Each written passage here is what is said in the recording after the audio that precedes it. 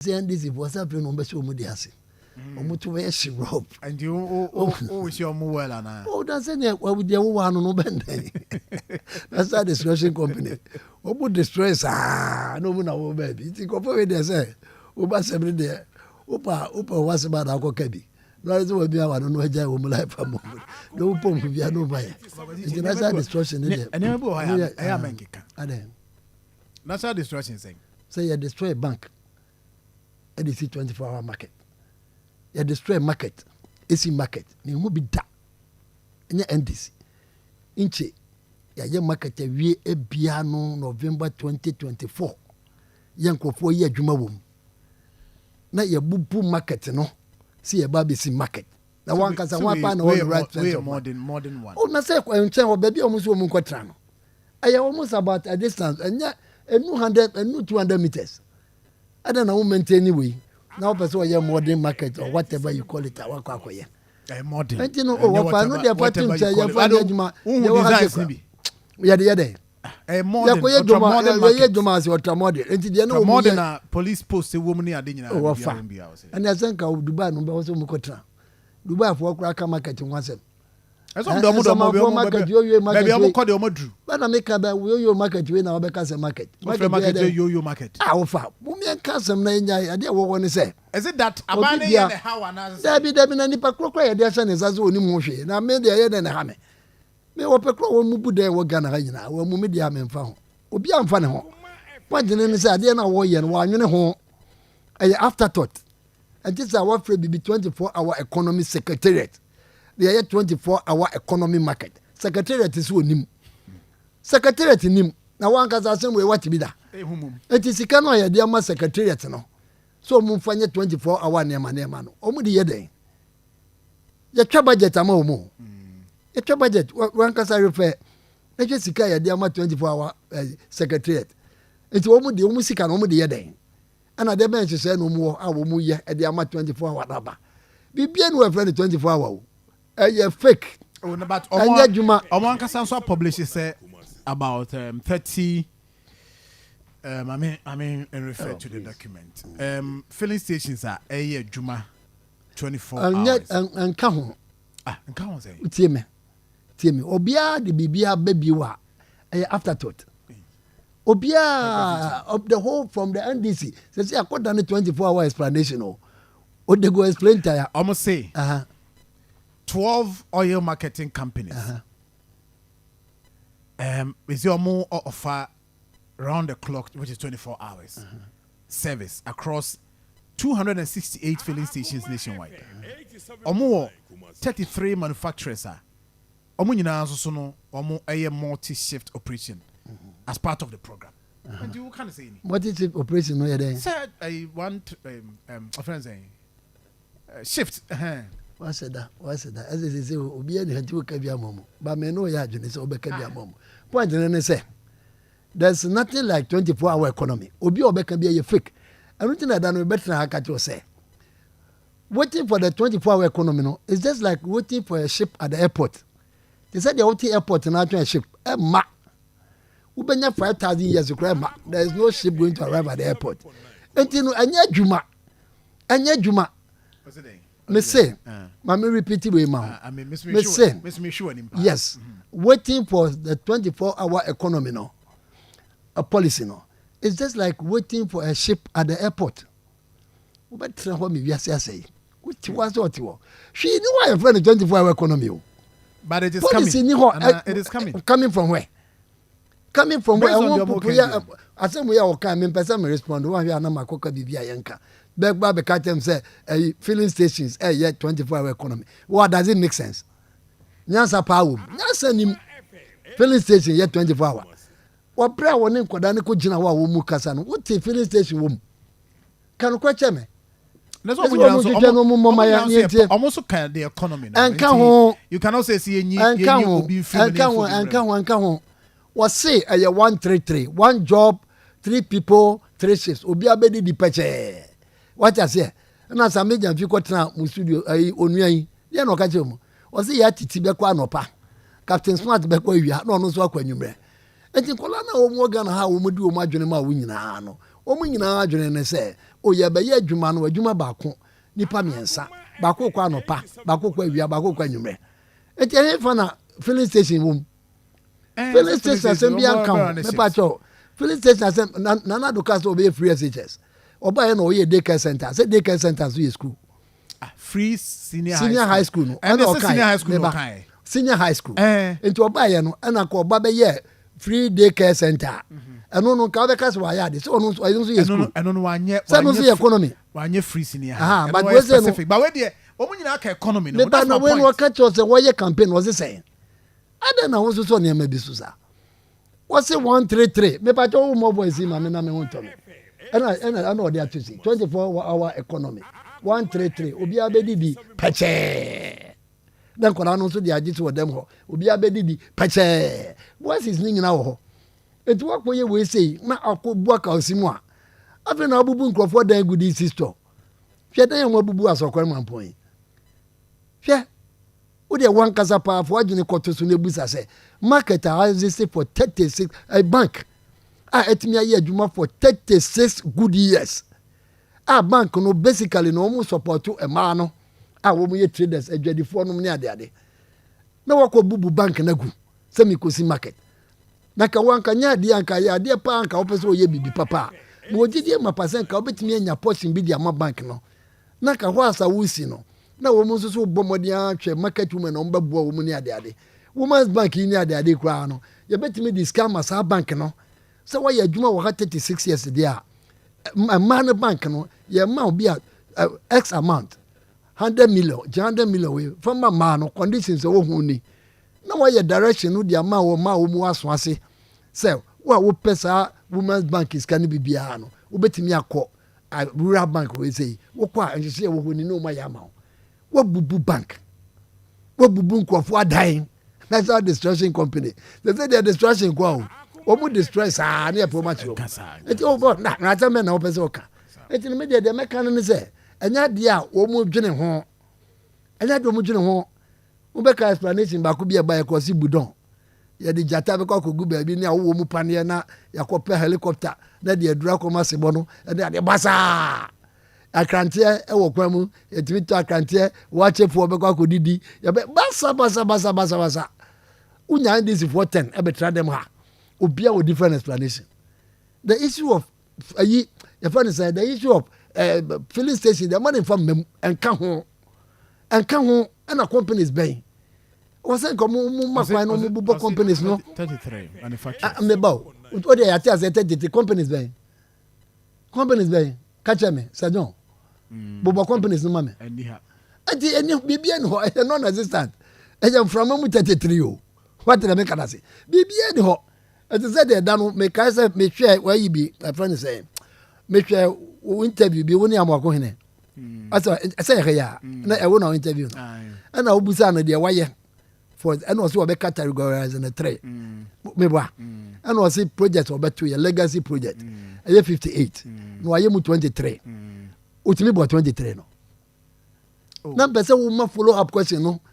Said Bobby Meyer Bobby under also legacy project year 58 58 no and was wo matimi awie mu 23 it follow up no ne say 23 ne bi ne dia hen simple question want me answer but wo mo no dia kasa dia I'm telling you they will talk 24 hours we would say wo pa ene policy ni kura ye nyenwie policy bia so ni wa betimi aye unless of course we start with production without production no timi nye enkoda yanka be hwe wonkoda yi anka be hwe wo mu na nka bia TV ne ade wo makom no makonyansa no dwuma no mo ankasa de aba be production untre ne obia ena nkola ne na banche sa wo mo fa phone ne ye kana 24-hour economy na wo ka no Ashanti region ha ma me challenge NDC ni bako mo ma me nipa bako wo constituency wo ye 24-hour economy adwuma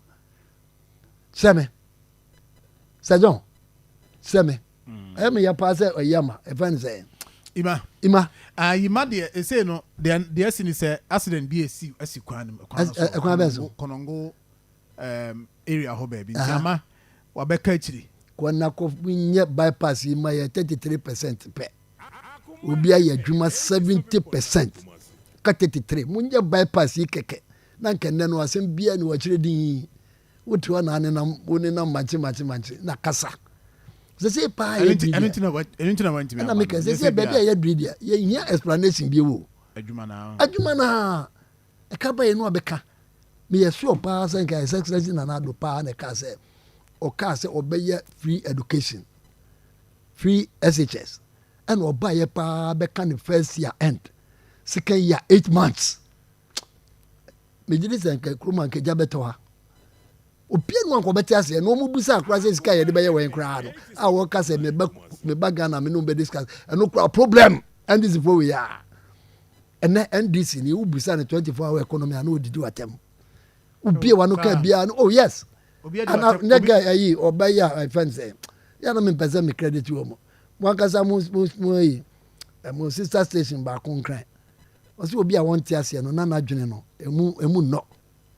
na nadwene swa you busa question keko just explain to us share ade ba na friend 24-hour o se obi a won ti ase no obi a won ti 24 hours no na wadwene mu no waka say you play no fa ne wadi abi people no 24 hour ye ba ye ya ne ye ba be ye na ye ba ye ya ne basa ne akeka ne de atre ye di atem sa because ebia by the third year no more o fa de bi anya sa contract no ye say contract no say wo ba be ya ba ye the say wo bi o me pato na agro be so anya no pa 24 hour economy NDC ni bie no wanya bi ye no mo secretary to ni office en cry office no omo ba 8 no mo pon 4 secretary na nkasa 4 o'clock oh na there's some yanka na meeting uko hoda bay o me say uko hoda omo pon 4 omo ani mo mu nyina omo ani mo mu ni pa ya adwuma ko omo no te omo pon 4 eti no so mu say adoni ye hoax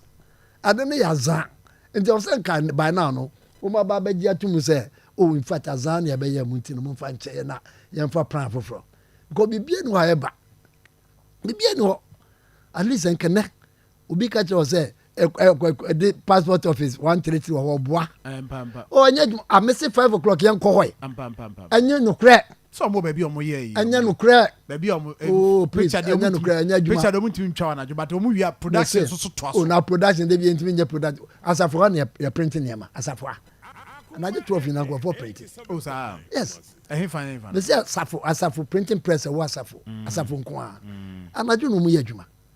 That doesn't make it 133. But passport office, and I'm saying it doesn't make it 133. So it's no money, but it's all money and a job printing. It doesn't make it passport actually 3 days now. Oh, it doesn't make it 133. 133 no person was sanona. One job, 3 people, 3 shifts. Aya 3 people no na ye adwuma. Anase wo mo ye adwuma ho no manya extended service omo ye. Aya do different things. Me ba jo ta say. Aya nipa miensa no na ye. Anase nipa ba ko na esi obi a wo ba no wa ya anajo na to aso amaye. Enti no aye fake mama dada ye wadada Ghana po nyina wo se o ita ndisi for kra kasa na wo mu hu popo o mu timi kasa they cannot talk because wo sa de no a pasca abonche wo bibi fufu bi a mo famra na mo meka kire na enti enkola na twen ndisi for boys ne yaye wade no mo twen aka 130 pa na kana no pay ka bo so bi a shata de pa na ka wo bo 24 hour economy o ko adwuma wo ko mu office bia picture ni bi bo ana me ba office bia bi bo 24 hour economy but ene ko office one busa say mo ko la ne sen ana mo nya 24 hour economy am ebi ni ho with airport na tranship me see ayira enya dwuma an check ko mo betimi abeka so mo ya 24 hour bibi na no so ya sase ni ebu dan gusa do mo ya no na ntime de my catch Ghana for man no asem obeka tie ni nyina oboa there's not a single thing a umaka aye adwuma not one say bibi pa sanka 1 year 8 months ni na ka ebusa question ba ko say yemfa yensense bibi ba ko so konongo ni no ba ya nka mebusa say konongo onche me ade pa anya impact e wo konongo force NDC ba ye ade ba ko ye say wu kasakra obetimi akase ade we ya NDC ba ye no enya impact e wo nkofo e wo konongo anase kumawu anase ha ebi ni ho unlike MPP no ube bananka o ka say ade ba ade ni aya ka betimi aka cho say mimi kro mu kwa ngoma ha aka nkoda e ko school o mu no 10 but and then no, you bet me about 200, 300. Impact now you felt. They say we so obi also add infrastructure. Infrastructure so no go no that be say what starting obi aba no the back about schools senior high school. More infrastructure. I'll call schools now. They are also building infrastructure. Oh, building infrastructure. And you can. But my point is to be making progress. My point is say, I didn't know you see and papa. It's all about bringing something new. Aban why BB no be able trust. And Ranya friends bosom MP or no nam kwan so ka say oh aban ye nto aso no kwasem ni governs agboja wa ya de yi kwan yi friends e bija kwanta kwan yi ko fijobu yi adwuma se wa hoi na bi no free so jasa free so kwansa na ye to aba no free so ene akwan hodo ayi aban ye nto aso nti nye se obi ye something new but project bi wo no bi ba na to aso complete so no so ye I don't know what topic na ko project mu da bi sa wo ka say dia ba ko na dem ade chairman so dia ba ko na impact be no manya anya wo nipa na so impact ben wo ka free SHS sometimes free SHS no what started obi ba also man ye better what you say into better na we into infrastructure no so mo add bi so that is a plus and plus ne any akwan are you telling me say MPP buy no akwan bie no wane ya wo be ye is that what you are telling me? Oh, I mean, and I make it. I'm not saying I'm from them. Into almost half a bit for bibia a innovation. For brand new who's why you bibia a bois and I say ya the fofo. Sure, a baby. Now I won't castle buy a journey in a go. Oh, Nasa no bay. And no was all ye because they discount him. I buy this can him. I was so yeah. What you man no? And oh yeah, Niqua no sky jejima on card bed. Sky jejima no. As you been a card this can here. Ya jiji ska dia ma ani ya budget dia ma ya jiji ska ma so ba na project bi o ha na project ben bobo so project ben e-block ya be 31 e ka ho but the fact of the matter is that and you also ya jiji ska ma nti obi so ya that's the same thing just so bona ba so nya na make reference abaso ben 31 wo buy wo so be 50 a year it would be 4 years wo be 200 wo buy wo kona ye 29 MPP no buy no and obey 31 kan MPP kura be yesen nti aban to aso nti waye o ma ho nti no ne ka cho se won fa bibia ye betimi de ensesi so ontimi fa won sensi bibia so mia wa no NDC for kura o mu suro o mu ntimi fa o mu ntimi ka bibia 24 hours na ko de bejo manum Women's Bank me ade o mu ye ya e ka bia be manage pa no e yesa Women's Bank no Women's Bank ne so no me dia me kan here from the first day no ne say you don't need to build a new bank. Your bank is obesi bank for another song can obesi bank for and I was you then omun can obesi bank for and to obey then no na aka tell me say market yes in your bank wo mi also obey Women's Bank for fraud dia ma wo mo sika wo dey ko say mu ye 51 million no so now wo dey 293 million quarter part 293 million and na wo pay rural banks and na community banks Shama banks ni nyina obey bia wo pay ska bia nko banka na won ko disk amfanya adwuma Ecosi bank lances kra no sika wo dey to ase kra ntimi NC lances ntimi NC bank what I say was obesi Women's Bank one can't just obey Women's Bank obesi every district every community bia benya Women's Bank one can say wona ya na ka wo so nkrofo dua mu pa abe ma wo se wano dwom ukokai ba ba hwi wonti no wa mia wano ntibo Women's Bank utinika ana kra we ya wo kai wa hwe asema abenya no don't you our economy ya wakofa be wa wo problem obenya nenda no ntimi so am nya free thank for no show mama akofo wo bie phone lines yi na akofo free busa se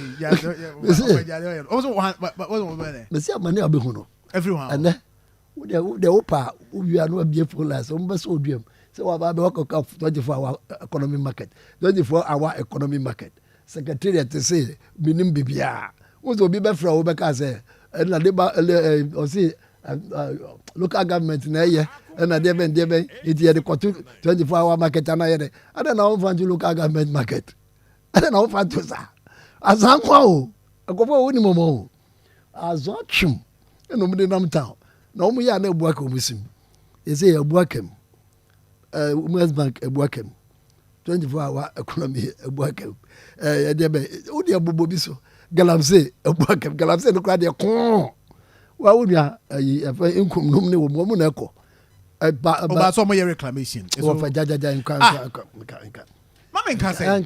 But that should also add value to the because they say. Nti I said you see any. Then I say this. Baby bebre o ha. Na be o ha enye omo pen so amana. I amana dada ho bebre. I want a friend amana dada ho bebre. Amana ekro na eyi amana bi o ha mu jijeje. Breku wan ka to say na ye ba ye na amana ni da ho. Are you telling me say MPP na dia amana ba ye? Ti mo so mu jabi o ho no mo kata so. Na MPP me say. I don't say more. Men kasa. Ene galamse aji nsemu esen tamana MPP ho. I say ekro bi ti say breku ni ade ade na there was nothing like that. Ene atiasi. Mahama kro mo ankasa bole. Hwe black voter no. Just google it and see. Mo panto so no obi ahwe bi.